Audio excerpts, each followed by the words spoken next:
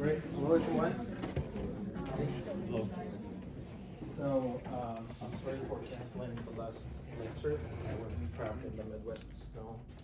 And, first, I want to introduce myself. I'm not sure if you guys heard about me. I'm Omar Noko. I'm an assistant professor at the Department of Civil and Environmental Engineering. And I guess that you all are civil engineering, right? Is there anybody in mechanical? Okay.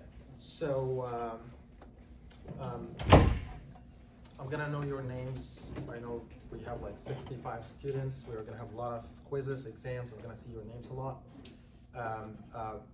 First, here I'm recording the class, so you guys so that's what I did last year, and the students like it, so I'm trying to do the same thing. I'm not taking attendance. There's no attendance at all. So if you want to watch the video, watch the video. If you want to come to the class, come to the class. It's your decision. You're an adult. You can make whatever you want. But I advise to attend the class. To attend the class, most of them, they get A. Because I know the people who's in my class. That's what happened last year. So the best thing to get in this class, and I'm saying dynamics, is always any class that you are taking in universities that has the term dynamics is the most difficult class that you can imagine. Fluid dynamics, engineering dynamics, structural dynamics, anything that has dynamics term or has dynamics word in it, it's a really difficult class. It's not easy class. And for me, when I was an undergrad, engineering dynamics is one of the most difficult classes that I have taken. I'll try to make it easy as much as I can, but that's as easy as you can get. There's no way that I'm not sure if there's a way that you can get it easier. Maybe it's outside, but it's really difficult because it has physics, it has math, it has integration, it has differentiation, it has a lot of things. So you have to understand a lot of things at the same time. Try to make it easy as much as I can, but you have to help me. You have to work hard. You have to revise your math principles, physics principles, so that you can keep up with the class, okay? So that's the first thing. I'm not saying that the class is difficult. I'm saying that the whole thing, the material that we're gonna do is difficult. So you have to put a lot of effort so that you can do it. The second thing, what I want you to do to get in this class, you have to focus in the lecture very well. You have to not to lose track of what I'm doing. If you see something that you don't understand, you can stop me and tell me, oh, I need you to explain this one more time. I'm gonna do it, okay?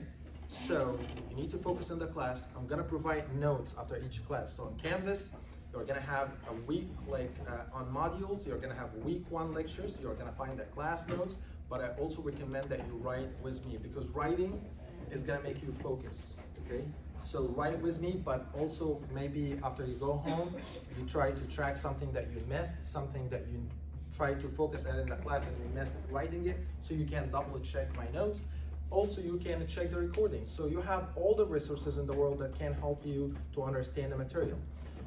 Let's say that you finished all that and you need more. We are using Hippler textbook. You can check Hippler textbook. It has more explanation. Maybe it has more examples. You can solve the solved problems in the textbook. You can solve the non-solved problems.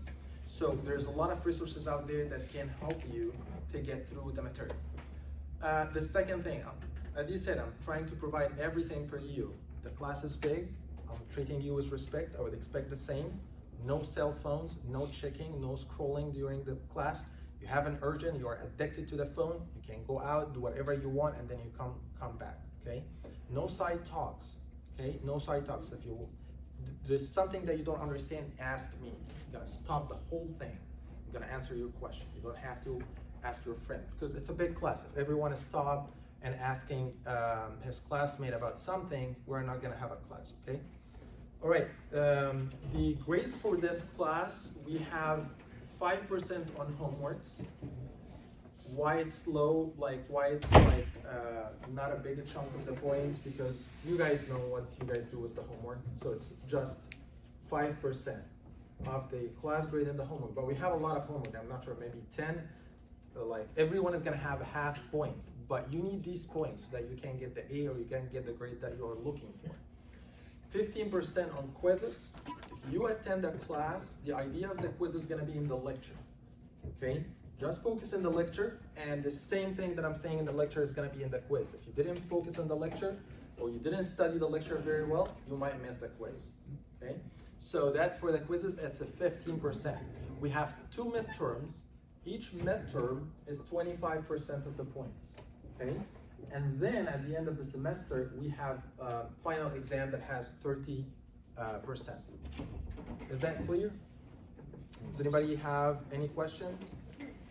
Okay. No, it's not weekly. Maybe every 2 weeks or something. We're gonna have maybe 4 quizzes because we're gonna have like 2 quizzes in the midterm and 2 quizzes in the midterm, but not weekly. Maybe every other week. Yeah. Is this the first time this class is taught? Because I know it's like 4 semesters. Is that the first time the class is what? Is this the first time this class is taught? No, it was taught last year. So the recordings from last year is on my YouTube channel. So if you want to check all the recordings, maybe we missed the first lecture, but all the recordings. Yeah, one comments from students from last year, they said that the phone is recording from a far distance. So maybe if you guys want, and if recording the class is very important, maybe a volunteer can be sit in the verse and make it like focused on one board, and once I go to the next board, he can move the phone and then be in the second board and the third board. If you guys want to do that, I'm happy to do it maybe this class or next class, so whatever you guys want. Does anybody have any other questions? All right, let's get it started.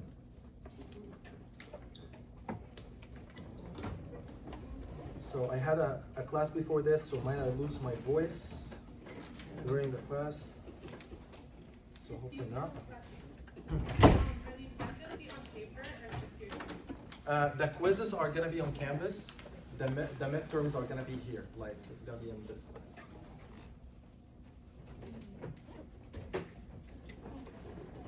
You know what? This is my handwriting from last year, I guess.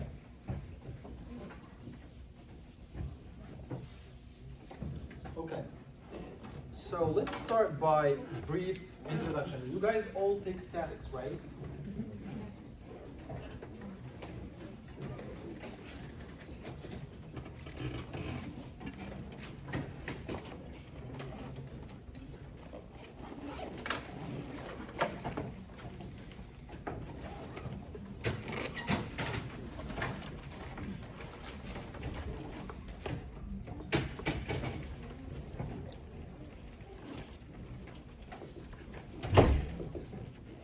So let's first define mechanics, because dynamics is a branch of mechanics, right?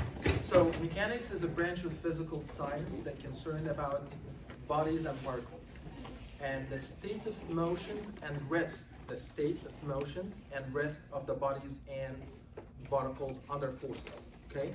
So mechanics concerned about the state, like let's say we have a particle, like something like this, or we have a rigid body, something like this. If you have a bunch of forces acting on your particle, like something like this, or a bunch of forces acting on your rigid body, something like this. So the difference between particles and rigid body, like particles, if this whole mass, this can be a particle or can be a rigid body. If we dealt with this as a one mass and there's one force applying at the center of this mass that makes it moving, so that's became a particle. But if a force applied here and make this mass has a moment or has a something that makes it rotate, that's a rigid body. So basically, if we have a car, if we dealt with a car as a one body that is moved, every particle in this car is translating, we can deal with the car as a particle, okay? But if the car somehow has different mechanical elements, and every mechanical element is moving, so we can deal with it as a rigid bodies that are connected together. Okay, so in this course we are going to deal with particles and rigid bodies, and mechanics is the branch of science or physical science that concerned about the state of motion or the state of rest of these bodies. That's mechanics, but you are going to let me know what branch of mechanics that interested or concerned about the state of rest of these bodies. These bodies doesn't move.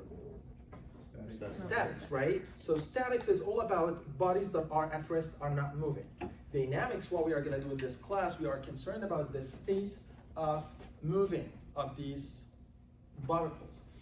And by the way, I'm a structural engineer by practice, so as a structure engineer, I'm not more into dynamics, I'm more into statics, because our structure cannot move, or supposed not to move.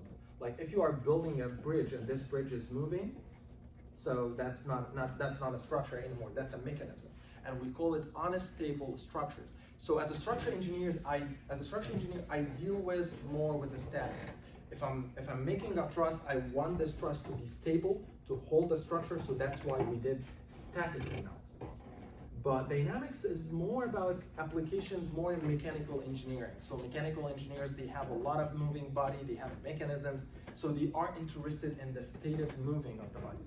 However, in some structure analysis applications, we have dynamics phase of the structure. Like let's say that you have a tall building, 100-story building, and this building got exposed to a wind, and the wind started making your building moving like this. So that's dynamics. So we need to deal with structural dynamics so that we can make this building survive the wind hazard. Same thing, a building exposed to an earthquake shake the base, and your building is making like this. We need to do structural dynamics so the building can survive the earthquake. So there's a dynamics part in the structural engineering, but we call it the structural dynamics, not engineering dynamics. So we deal with the structures, not with particles or with rigid bodies. Like it's something like this. You have a building, and a building like this. And we are gonna have structural dynamics as a part of this class, maybe 1 or 2 lectures. And this is the beams, columns, and this structure is gonna hit by an earthquake in the face, and this earthquake has a spectral acceleration, something like this, like the movement, the acceleration of the ground, very high, and then low, high and low, and then your building is moving, and all the slabs in the floor keep going left and right. That's not statics, that's dynamic.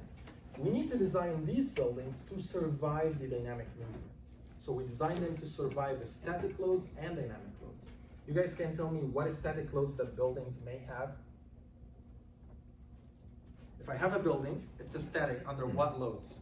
Under its own weight loads, like the slab load, and that's actually the biggest load on a building, the own weight itself, because the concrete or the steel, it's very heavy. We are nothing with respect to the own weight of the structure. So we need the building to survive or can resist its own weight. We call it dead loads, and the live loads, which are our loads and the furniture loads and everything, that's all we call it static loads. Dynamic loads is the loads that makes the building move, like an earthquake, a wind, a blast. So all these are dynamic loads. So we're gonna get back to this later in the semester, but right now we are gonna focus on the dynamics, which is gonna have 2 things, particles and rigid bodies. And if you check the textbook, you're gonna find in chapter 12, 13, 14, and 15 are about particles, okay? And chapter 16, 17, 18, and 19 about rigid bodies. We're gonna finish these 4 chapters, and we're only gonna focus on 16 and maybe part of 17 for rigid bodies, okay? Okay, so either for particles or rigid bodies,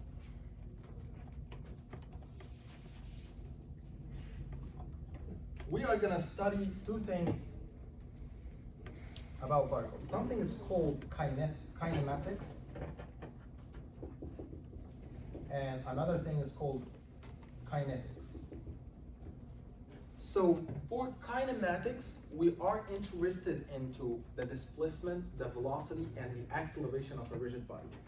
The body under motion, how it's looked like. So when I say kinematics, that means what is the displacement or the position, what is the velocity, what is the acceleration. We need to be able to calculate this for bodies. And kinetics is interested in the forces and the forces and the moments on the body. And these 2 chapters, actually this chapter is kinematics. Let's get that way. Is only about displacement, velocity, and acceleration. These 3 chapters is about kinetics. We are gonna study, like this chapter is kinematics, about displacement, velocity, acceleration. 13, 14, 15, 13 is about the force and acceleration on bodies. 14 is work and energy. 15 is impulse and momentum. All these are considered kinetics. Same thing, chapter 16 is kinematics. And 17 and 18 is about kinetics. Force, moment, impulse and momentum, work and energy, and all these stuff, right?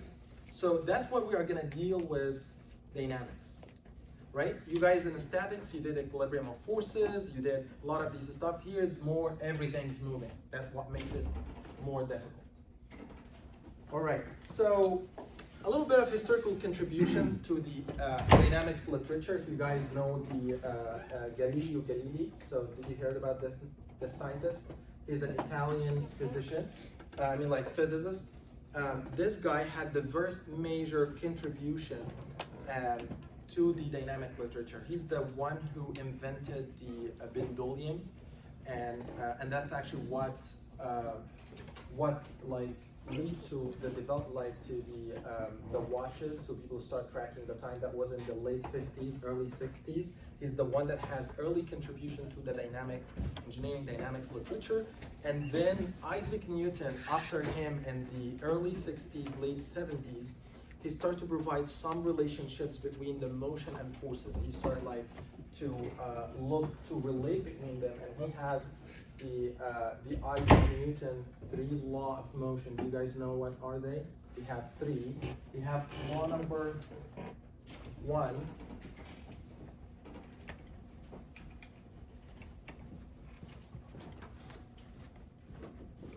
So law number 1, it says that a particle remains at rest or continues in motion unless acted upon by a force. That means, if your particle, there is no force that acting on this particle, there is no force, so that means that some of the forces are equal to 0 in this particle. It means the acceleration on this particle is 0. So if my body is at rest, there is no acceleration. That's the first law of motion.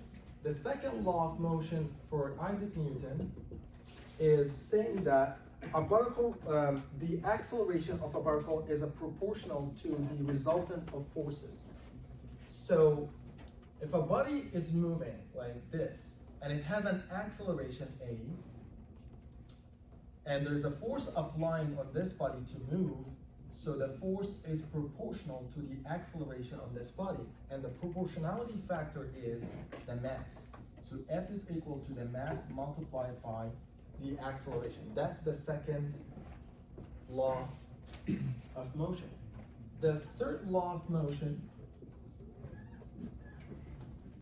it says that the force of action and reaction between interactive bodies are equal in magnitude, opposite in direction, and collinear. What that mean?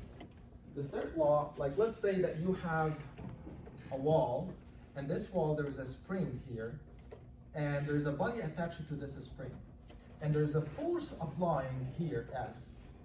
That's the action. You are trying to pull this body out of the wall.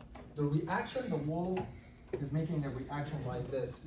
So the force, the applied force is equal to the reaction, and they are both opposite in the direction, and they are collinear,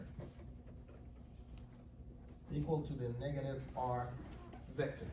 Okay, so that's the 3 law of motion for Isaac Newton. Right? Does anybody have any question? That's a little bit of historical background, how the dynamics literature, the engineering dynamics literature evolved over the year. All this happened in the 60s. Does anybody have any question? Can you see the board? Is my handwriting small? Need to make it bigger? Can we move the monitors down because we can't see it? Oh, okay.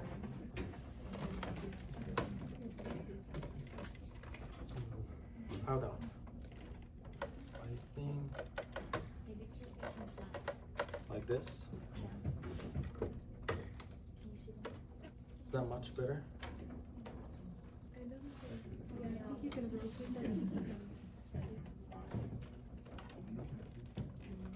I think that's the best that you get.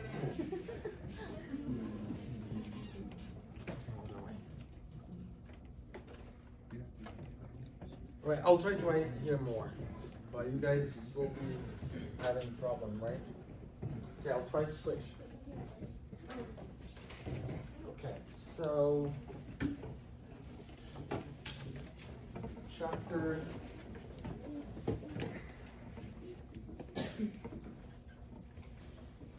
so right now we are going to talk about rectilinear kinematics. So in rectilinear kinematics, that means that everything is linear. There's no curves, okay? Bodies are moving in a straight line. So we need to distinguish between some quantities. Okay, the first one is the position. The second one is the displacement. The third one is the distance traveled.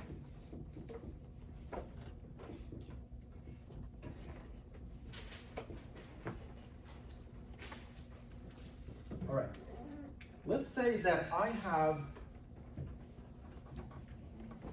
a body, and this is the origin where the body is going to start from, and this is my body's here. And it's going to move until stopping here after time t. Let's say that t here is equal to 0.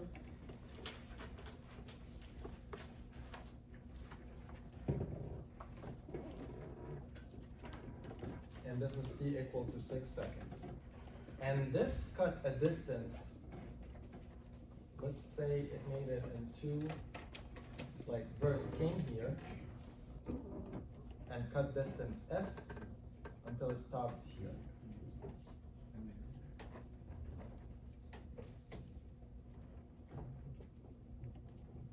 All right, so position means that the location of the particle with respect to the origin. Let's say my origin is here, so the position of the particle is 0 from the origin.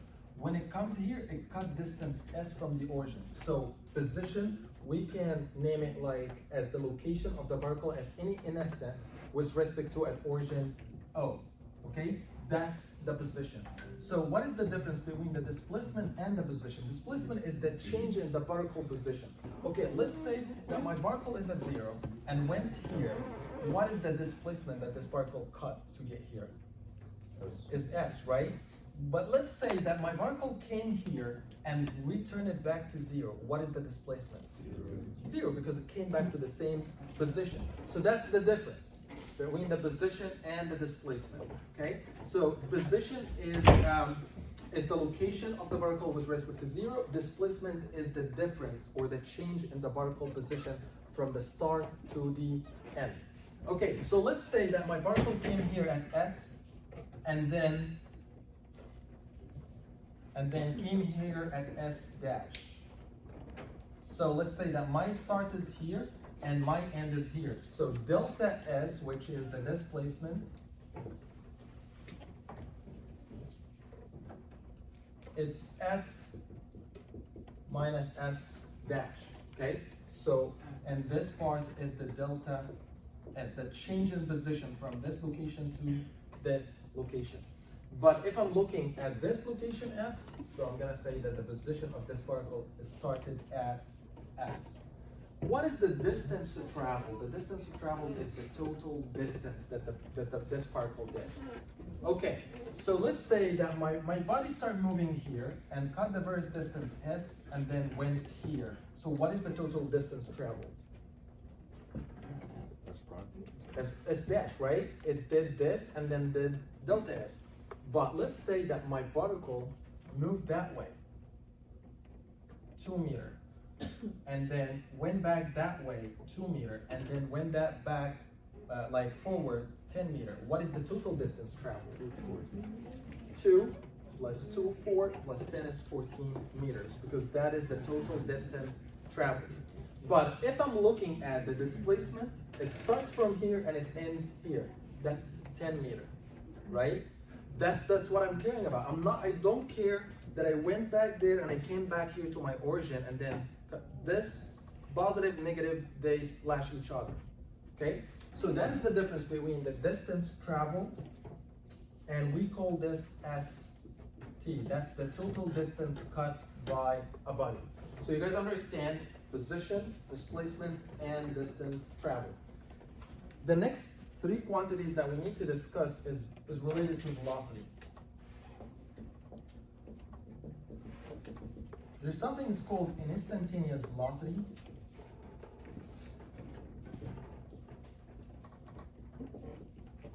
There's something called average velocity.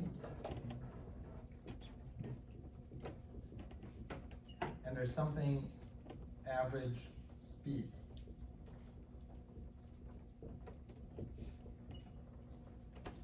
What is the instantaneous velocity? Okay, I'm gonna make an example here to make it much easier. I'm gonna say that I have here that's point 0, and this is where my body at. This is time equals 0, and this body has a relationship between the distance and the time. It is s equal to 10t squared minus 12t, okay? That is the relationship between the distance and the time. So at time 0, what is the location of the body? What is the position? That is the position equation. S is the position, and 10t squared, t is the time, and 12t. So if t is equal to 0, S is gonna be equal to 0, right? So the position is 0. But let's say after 2 seconds, where this body is gonna be at? 10 multiplied by 2 to the power 2 minus 12 multiplied by 2. So that's like 40, and that's like 24. So it's gonna be like 16 foot. Let's say that this is foot. So my body is gonna be here at t equal 2, and the distance is 16, right? Right? Okay, so that's something that tells you how to get position. So I have the position equation. I got the position at 0 and the position at t equal 2 seconds. Right now I can get the displacement. The displacement is 16, right? The final destination minus the origin. So I have it cut distance to 0, and here cut distance 16, so 16 minus 0, so the displacement is 12. But I'm not sure if this is the total distance traveled, right? Because maybe this body make a tricky thing. Maybe it goes negative, and then goes positive, and then move forward, right? And actually that always happens if you have a negative inside here. Like let's put t equal 1 second. Tell me, what will be the position of this body? Minus 2, right? That means the body came here, went negative 2, and then did another negative 2, and go that way, right? So that's very tricky. So if you want to look for the total distance traveled, you have to plus 16 plus 2 plus 2 to give you 14. That's the total distance traveled. Okay? So that's a perfect example that can show you the position at time 0 at time equal 2 seconds, the displacement, which is 16, the displacement at 2 minus the displacement at 0, and the distance traveled. Let's get back to the instantaneous velocity. What is the instantaneous velocity? It is the time rate of a change of the position. How the position is it changing over time? And we name it V equal ds dt. Do you guys know the derivative? ddt, that means the time rate of a change. So if I'm looking for the time rate of a change of a variable x, you differentiate this x with time. So it's gonna be dx dt, right? And sometimes we write this as sx dot. Dot means that this variable is differentiated with respect to the time. Okay? You guys understand that? Okay. So I have ds dt is the time rate of change of the position with respect to the time. So if I want to know the instantaneous velocity as time 0, I have to differentiate s with respect to the time, and then substitute with t equal to 0, and I will know the instantaneous velocity at t equals 0. If I want to get it at t equal 2, I have to do the same. Like you have s is equal to 10t squared minus 12t. So ds dt, which is the velocity, you guys tell me what it's going to be. Can you differentiate this function? 20t. It's going to be 20t minus 12, right? So that's the velocity equation. That's the time rate of a change of the position.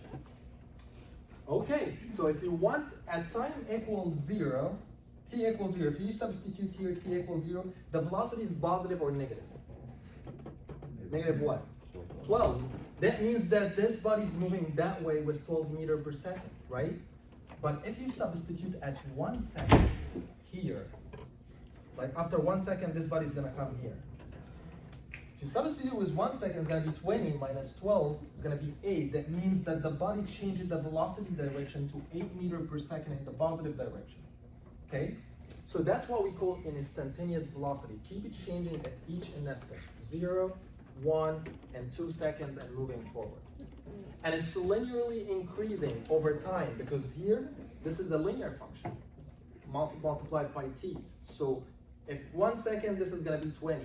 2 seconds, this is gonna be 40, 60, and so on. All right, so that's the instantaneous velocity. What is the average velocity? The average velocity, V average, it is the displacement of the body, delta S over the time t. So let's say instantaneous velocity, that means how the velocity is getting changed at each instant. But the average velocity, that means your average velocity at the whole travel time. So I was here and I went back there and I came back here and I went over there, okay? So what is your change and what is your displacement? Your change in the position. Actually, I was at 0 and at the end I was here. So that's the total distance that you cut, or that is the displacement that you have done, which is 16. And how long did you spend to cut 16 meters? You spent 2 seconds, so 16 over 2 is gonna be 8 meters per second.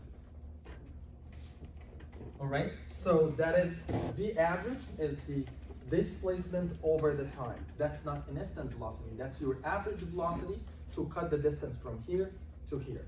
Okay, how about the average speed? The average speed is not about the displacement, it's about the travel distance. You traveled from here to there and came here and went back there. You cut all this distance in time in 2 seconds. So this is V speed average. This is the S traveled over the time t, which means you have 16s, but you already did 2, and another 2, that means 4. 4 plus 16 is 20. 20 over 2 seconds, that's 10 meters per second. You guys understand this?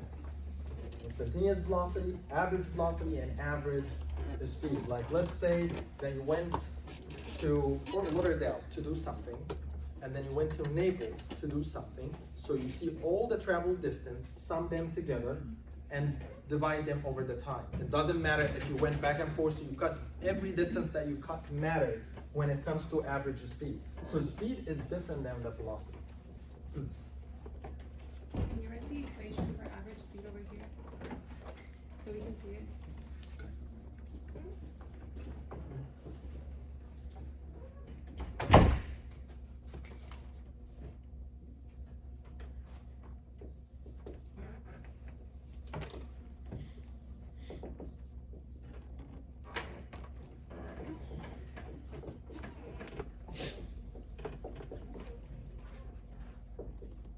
That's the average speed. Thank you.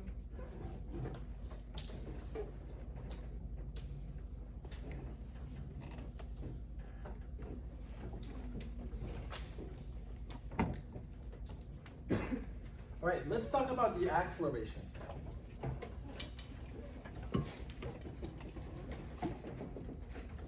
For the acceleration, we're going to define 2 quantities. Something is called an instantaneous acceleration.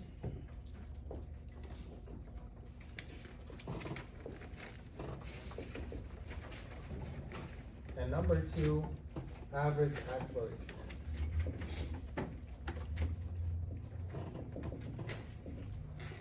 This is, we call it A, and this is A average. All right, so the instantaneous acceleration is the time rate of a change of the velocity. So that's also dv dt at any instant. Like if I want to do it here for this function, I'm gonna, to get the acceleration, I'm gonna take the derivative of the v, dv dt.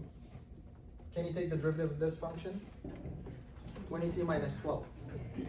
It's gonna be 20, right?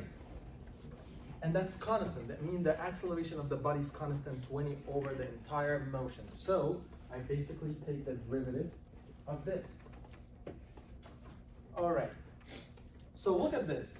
This body had a velocity going that way, v1, and when it came here, the velocity is going v2 that way. So that is the velocity at t equals 0, and that is the velocity at t equals 2. So if you want to get the average velocity, it is delta v over delta t, which is v2 minus v1 over the entire time. That's if you want to get the average acceleration.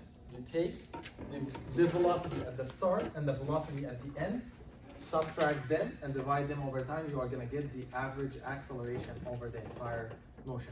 Usually in our analysis, we're not going to do with average acceleration. Most of our stuff is based on an instantaneous acceleration. I mean, for moving forward with the chapters. Okay. Does anybody have any questions so far? All right, let me ask you a question. Do you guys know the difference between scalar quantities and vector quantities? You had in the past, maybe in some classes, vector quantities. Vector quantities, that means the direction that the quantity matters. Like, let's say that you have a distance, so you put something like 5. Let's say that this is xy. So if I have a body here, went here, so it did a distance in x and distance in y, and you put them like 3 and 5, so you say that the distance s is going to be 3 in the I vector plus 5 in the j vector, right? Have you done this before in the past? So that is called a vector quantity. That means the direction of the motion matters. However, the body cut this distance, right? But you did it that way, did it that way. You can't do it that way and that way. You can do it in different shapes. That's why we need to describe it with a vector quantity to know where is the direction, because the vector matters. So there is some quantities that we had here. Some of them are scalar quantities that the direction doesn't matter, and some of them are vector quantities. So let's see, what is vector, what is scalar? So what do you think about the position? Vector quantity or scalar quantity? Focus. Here the position is here, that means like it's at 0, but when it gets here it becomes positive, when it gets here it becomes a negative. So it can be positive or negative, so direction matters. So that's vector quantity. Displacement is the same thing. Displacement that way or that way, it matters. So that's also a vector quantity. Distance to travel, it doesn't matter. When I tell you how long is the distance between Miami and Fort Lauderdale, you'll tell me 40 miles. I will not ask you what direction, okay? I'm just asking about the distance. You can cover it, but this is the distance. So the distance to travel, I cut it here, I did some negative, and I did some positive, and I summed them together. So it didn't matter where positive or negative. What matters is the total distance traveled. So this is a scalar quantity. The velocity, an instantaneous velocity is a vector quantity. Why? Because here it matters. At v1, it matters if the velocity this way or the other way. How about the average velocity? It's also vector quantity. Because in the average, what happened? Like when the body moved from here to here, the average velocity was that way or that way. And you can deal with it as like 2 positions, and every position is a vector quantity, and you divide them by t, so it's still vector quantity. How about the average speed? Is it vector or scalar? Scalar, why? I have the travel distance is a scalar, you divide them by time, which is a scalar quantity, is gonna give you a scalar. And when you told me like the speed, you never told somebody, oh, I moved with a speed 100 miles per hour, negative or positive. You just say the speed. So that's a scalar. Instantaneous acceleration, scalar or vector? It's a vector. Why? Because the acceleration is accelerating or decelerating. Acceleration means if I move with a speed and this speed is constant, my acceleration is 0. But if I move and I keep increasing my movement while I'm moving, that means I'm accelerating. And if I move with a constant speed and then try to slow down until I stop, I'm decelerating my speed. That's what happens when you drive a car. When you drive a car and put the gas, it's gonna accelerate. And when you push the brakes, it's gonna be decelerating. So that's a direction. So is your if the acceleration direction in the same direction of the velocity, that means the body is accelerating. But if the acceleration that way and the velocity that way, that means it's decelerating. Okay, so here that's a vector quantity, and also the average acceleration is a vector quantity. All right. Does anybody have any questions so far? Yeah. For the position, is the position just like the coordinates of? Yes, exactly. wherever It's it the goes? coordinates. So for in that example, if it moved left to 2, it'd be like 0, -2. Okay, so if it went to -2, we say it's at -2 in the I direction. Neither. And if it's moved that way, it's gonna be 6 or 10 meter in I direction, not negative. So it's gonna be either negative or positive. Okay. So position can be negative or positive. Distance traveled is gonna be negative or positive. Position and displacement is gonna be negative or positive, but the distance traveled is not negative. So when you cut distance, you can't say I cut -10 miles, Yeah. okay? Because I have done distance. Okay. It doesn't matter if you cut 10 miles here and 10 miles back, so you did 20 miles. That's total distance travel. But if it's position, it's gonna be 0.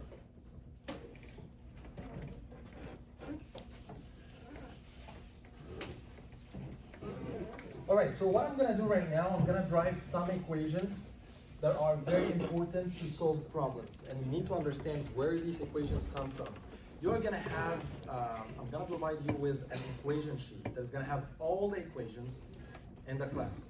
One sheet, on the 2 sides, you are gonna find a lot of equations. You are gonna have all the equations that we have in this class. You are allowed to take it with you in the exams, but you have to understand where these came from, okay?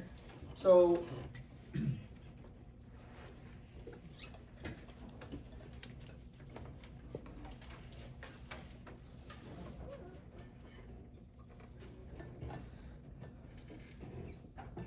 all right, so I wrote some equations here. Do you guys remember?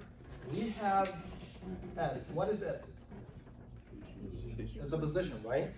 So we had V. What is V? Is the time rate of a change of the position. So it's ds dt. That's a differential relationship.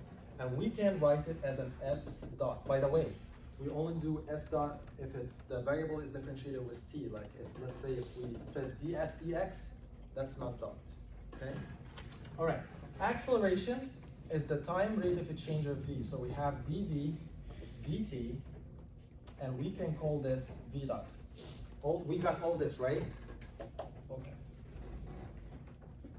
I'm gonna put S here. So what I want to do right now, I want to drive some equations from all these. So I want to get dt alone, so I can say that dt is equal to ds over v, right? I can put dt here and get v down, right? And I can do the same here. I can say that dt is equal to dv over the acceleration, right? And from these two, I can say that ds over v is equal to dv over the acceleration. I can equate them together. And at the end, I can say that ads is equal to v dv. I'm going to tell you why I did this in a little bit. You guys understand how did I come up with this equation? All right, so what I'm gonna do right now, in our problems, we are gonna have problems that have variable acceleration and some of them have constant acceleration. So in the equation sheet, like let's say that I give you a problem in the exam. I told you I have a body that is moving with a constant acceleration. So you look at the equation sheet and only focus at the constant acceleration equation. But if I told you it's moving with a variable acceleration, or even if I didn't say it, but I give you the acceleration function in time, that means that the acceleration is changing, so you focus on the variable acceleration. All right, so let's start with variable acceleration. I'm gonna divide this.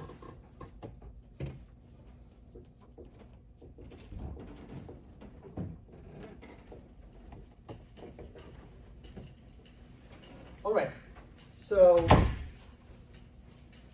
I'm gonna take this equation, v equal ds dt. So what I'm gonna do, I'm gonna make this equation like this, v dt equal ds. Or we can make it ds equal v dt, right? I can do that. I can multiply dt by v and I leave ds alone. And I'm gonna integrate both sides. I'm gonna integrate this side and this side. If I integrated ds, you guys can integrate ds? It's gonna be what? S, right? So, but I have to put the limits of the integration, so I don't have to put constant at the end. So, if a body's moving from S node to S, and cut this in time t node up to t, we put the boundaries of the integration based on the derivatives that we have. If the derivative is ds, so the boundary is S node to S. If the derivative dt, t node to t, not v. V is not the derivative, t is the derivative. So, as you said, if I integrate this, it's gonna be s. So at the end, once I substitute with the boundaries of the integration, it's gonna be s minus s node, right? And this is gonna be, can I integrate this? What this is gonna be? If I integrate v dt, it's gonna be vt, right? And then I take it out of the integration and then say v t minus t node. This is gonna be right if v is constant. But if v is functioning t, this is not gonna happen. So if v is constant, you deal with v as like it's 2 meters per second. And you put t, and t multiplied by t, and you you finish the integration. But if v is variable in time, you cannot take it outside of the integration. You can't make this v the integration of t node t dt and make it equal to v t minus t node. That's a fatal mistake in that. You can take v out of the integration until if I told you that the body has a constant acceleration of 5 meters per second. That's the only way that you can take the velocity out of the integration. So what I'm gonna do, I'm gonna leave it t node t v dt. That way. Because I don't know if the velocity is constant or the velocity is variable. So I'm gonna leave it inside the integration. The second formula, which is the acceleration a is equal to dv dt, I'm gonna do the same thing. I'm gonna say that the dv is equal to a dt. I'm gonna integrate both sides from v node to v, and here from t node to t. So this is gonna lead to v minus v node equal to, am I gonna take the acceleration out of the integration? No. Why? Because I'm saying here, that is a variable acceleration. So a is a function in t, I can take it outside of the integration. So I'm gonna leave it t node up to t a dt. That is the second equation that we have. The third one, can you see this equation? I'm gonna put it here. ADS is equal to VDV.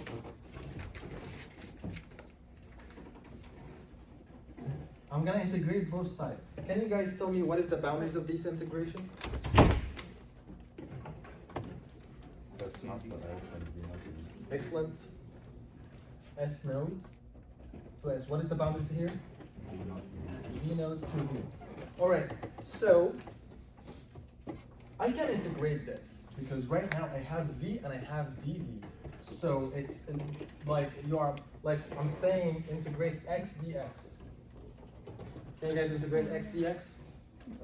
X squared over 2. Same thing. Integrate v dv is going to be v squared over 2. I can integrate this, but if this is a, I can't because a is not variable in dv. Like here. Both variables need to be the same. Alright, so if I integrated this, it's going to be v squared over 2. And if I substitute with the boundaries of the integration, it's going to be half v squared minus v node squared. Is that right? Okay. And then this part, I can't take a outside of the integration because a is variable, so I'm gonna keep it the same. So this is gonna be the integration from s node to s, a ds. These three equations, number 1, 2, and 3, you are gonna need it to solve the problems that has variable acceleration. So what I'm gonna do exactly, I'm gonna give you, for example, in a problem that the acceleration of a body is 10t minus 5. So what you are gonna do, you are gonna take this and put it here, and then integrate this to get the velocity, and integrate one more time to get the distance. So you are gonna get the velocity and the distance of the body. So you're gonna take 10t minus 5 and put it here. And integrate it with respect to the t, you are gonna get v, and I will tell you that the body started at rest, so v naught is equal to 0, you are gonna have an equation for v. Once you have an equation for v, you are gonna plug it here and integrate it one more time to get the distance. Once you get the distance equation, you solve it for the velocity and the distance. Or maybe I can give you, that's actually how the problems can get tricky. If I give you a as a function of t is different from if I give you this as a function of s. Like let's say I give you this as a function of 5s squared minus 2. So if you take this and put it here, it's gonna get you nowhere because the acceleration is function in the distance. So you can't integrate s with respect to t. So I'm gonna put this here because I have ds here. So if I give you the acceleration as a function in the distance, you can put it here. If I give you the acceleration as a function in the time, I can put it here. So I can integrate it with respect to the time. So once you put this here, you will be able to integrate and then get the velocity. Once you get the velocity, you can substitute it here and get the acceleration and then get the distance. We're gonna solve a lot of problems, but the thing is, you need to know what are you doing, like, because you don't want to waste time. Like, you don't have time in the exam to take this and substitute here, and then you find it's not working, then you take it here and put it here. So you need to know what are you doing. Okay, so right now we finished the variable acceleration problem. What if I told you in the exam that the acceleration is constant? How this is gonna make these equations look like?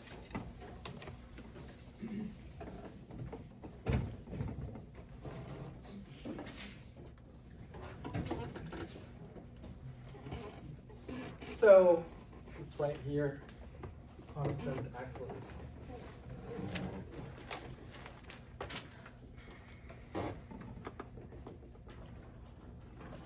All right, so if I told you it's a constant acceleration, where we can find the acceleration here? I have acceleration here, so right now I can take A outside, right? And here I can also take A outside. So let's do it here in equation number 2. So equation 2. So I can say that v minus v naught is going to be the integration of a from t naught to t dt, which means, let's say that this is a constant, that v minus v naught is going to be equal to t minus t naught. Is that right? Right now it's constant acceleration. I can't take it outside of the integral.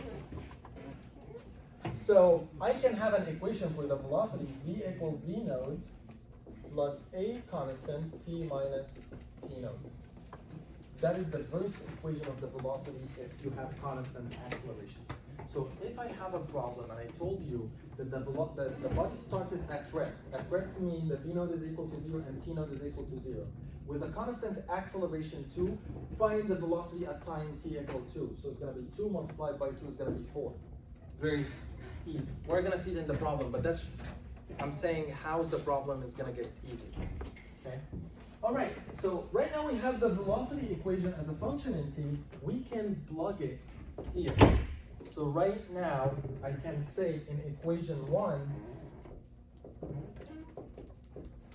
s minus s naught is going to be the integration from t naught to t.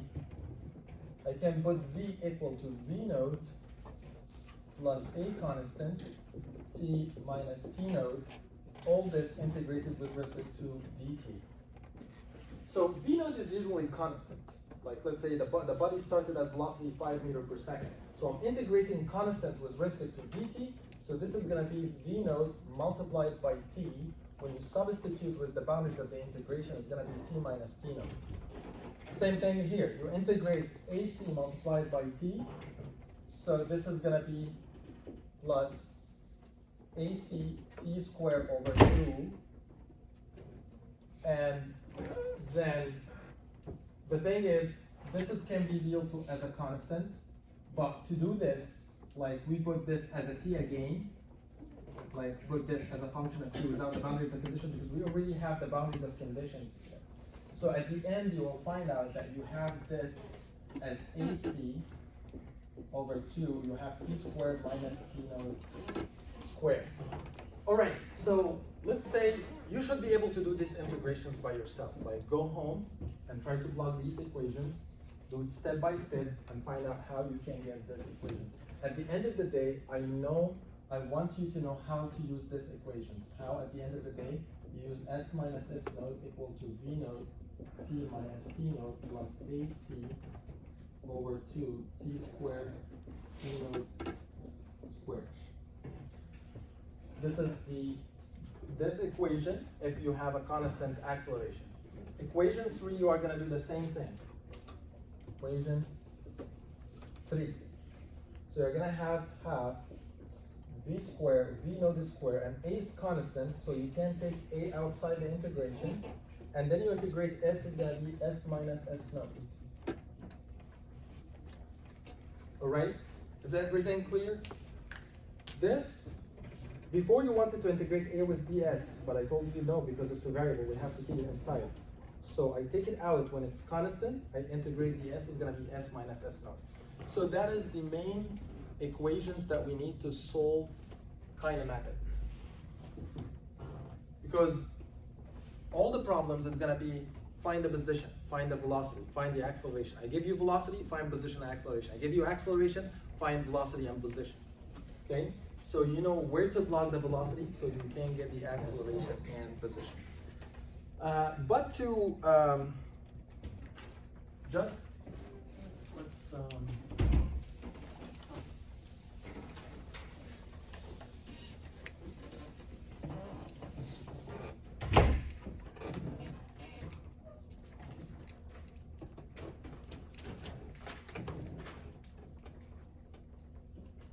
let's say that I have a parabolic curve that describes the relationship between t and s.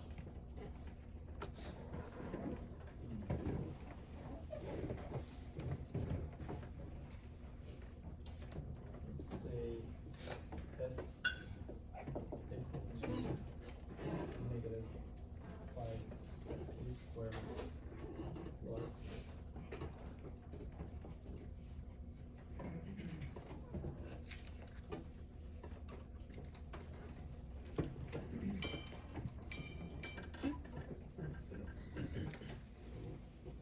plus 20.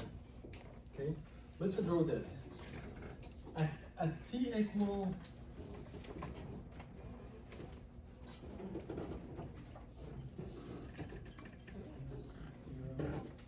let's put the curve. Let's not think about it. Like let's say that the s, for example, something like this. This is how I describe the distance to travel at time t. What that means? So at time 0, the body started at rest, s is equal to 0. And at time 1 second, it goes to the maximum position. Let's say it's 5 feet. And then it went down. So what happened here?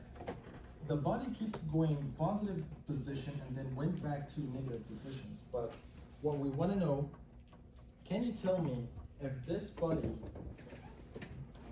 how can I get the velocity? The velocity, v, sometimes I can give it to you as an equation or I can give it to you as curves and see how we can use the curves to get the velocity and get the acceleration.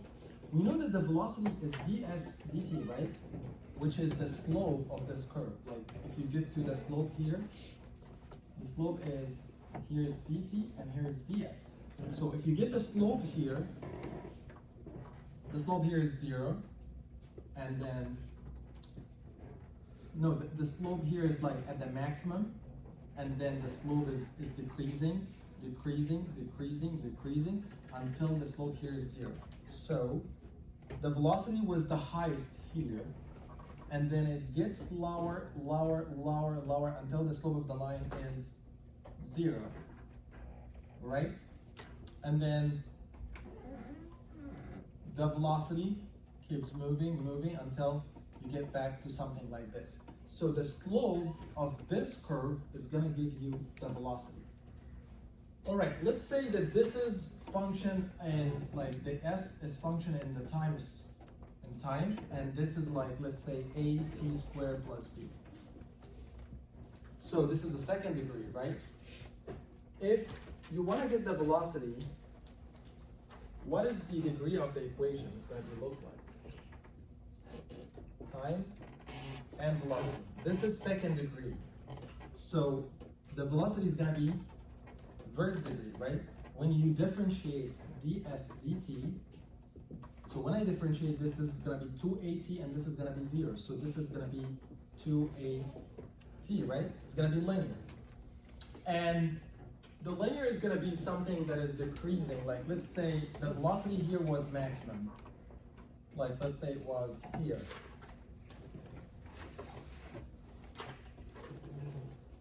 And the line is going to have negative slope because the velocity is decreasing.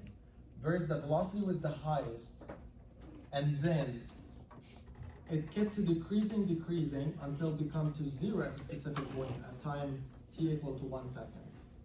And then it started increasing again, but in negative direction, in the opposite direction. The body was going positive, and then the velocity increasing, but the body is going down until it came back here. Okay, so that's became from second degree to a first degree. How did I know? Because the relationship between the derivatives. If you have the displacement second degree, so the velocity is going to be first degree and the acceleration is going to be constant. Let's say the position is function of s to the power 10. What is the degree of the velocity? It's going to be to the power what? 9, and the acceleration is going to be to the power 8 because it keeps decreasing in 1 degree.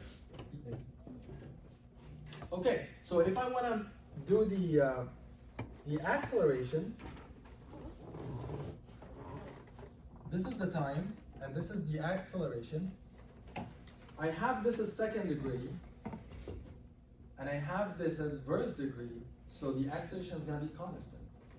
Because when I differentiate, a line is going to be a constant, and it's going to be negative. Why? Because the velocity is decreasing. It was the maximum here, and kept decreasing until it goes to 0. So it's a constant acceleration, and it's negative. Okay, so that's how it's looked like. All right, let's do an example. Like, let's say, but it's gonna be different. Like, let's say that we have v equal to 10s plus minus 5.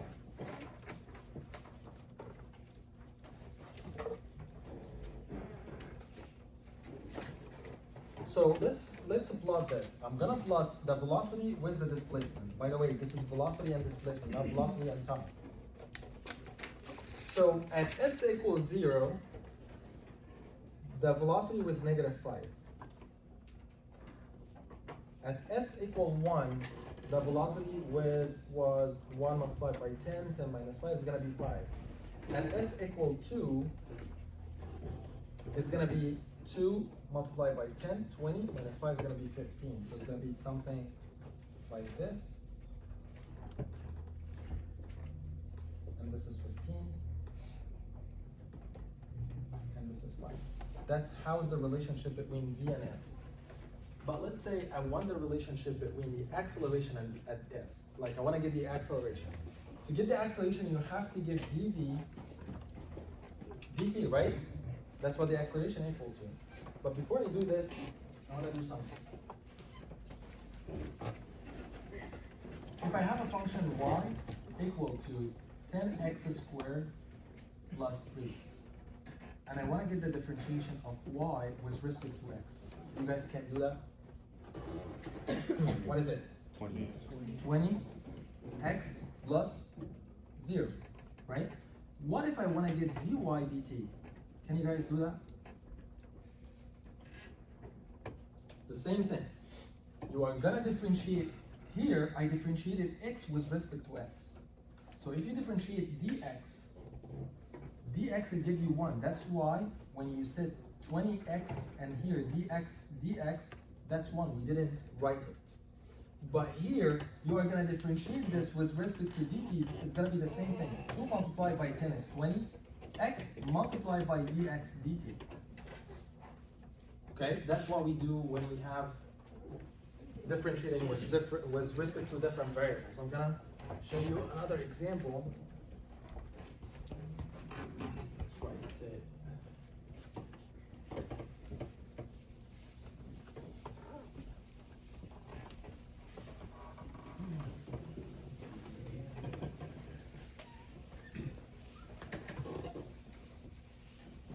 So I'm gonna make it more complex. Let's say I have y equal to 10x squared plus 5z cubed plus, let's keep it that way. And I wanna differentiate this with respect to x. This is how it's gonna be. dy dx is gonna be 20. So multiply 2 by 10 is gonna be 20. The same way that you differentiate any variable.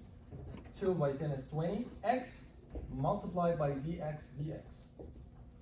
Because let's assume that, okay, let's keep it, 20x dx dx.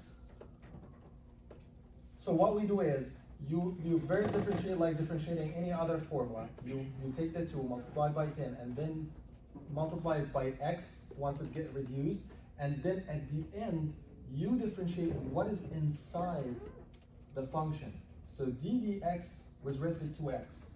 Plus, if I differentiate this with respect to x, it's gonna be the same thing. 3 by 5 is gonna be 15. And then you are gonna have z squared multiplied by dz dx. The thing is, dx dx is equal to 1. That's why we don't write it. We always keep it alone. This dz dx is not 1, right? We keep it that way. Same thing what we have here. I was giving you a function v equal 10s minus 5.